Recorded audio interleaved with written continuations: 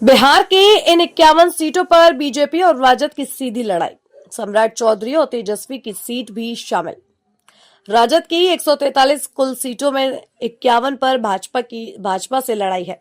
इस तरह राजद के 51 सीटों पर लड़ाई एनडीए के अन्य घटक दलों जदयू, लोजपा आर, हम और बीआईपी से है। इन्हीं 51 सीटों में ही उप मुख्यमंत्री सम्राट चौधरी और विपक्ष के नेता तेजस्वी यादव का।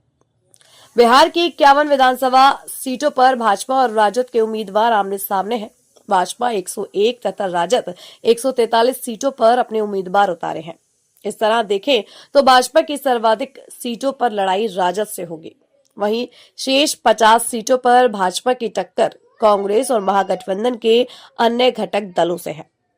राजद की 143 कुल सीटों में 51 पर भाजपा से लड़ाई है। इस तरह राजद के 91 सीटों पर लड़ाई एनडीए के अन्य घटक दलों जदयू, लोजपा आर, हम और वीआईपी से है। इन्हीं 51 सीटों में ही उप मुख्यमंत्री सम्राट चौधरी और विपक्ष के नेता तेजस्वी यादव का भी क्षेत्र शामिल है। इन दोनों की सीटों क्रमशः तारापुर और राघोपुर में भी भाजपा और राजद के बीच लड़ाई है। भाजपा के दोनों पूर्व सांसद दानापुर से रामकृपाल यादव और सीतामढ़ी से सुनील कुमार पिंटू की लड़ाई भी राजद प्रत्याशियों से है। राजद और भाजपा ही ऐसे दो दल हैं जिनको वर्ष 2020 के विधानसभा चुनाव में सबसे अधिक सीटें मिली थी। राजद को 75 और भाजपा को 74 सीटें प्राप्त हुई थी।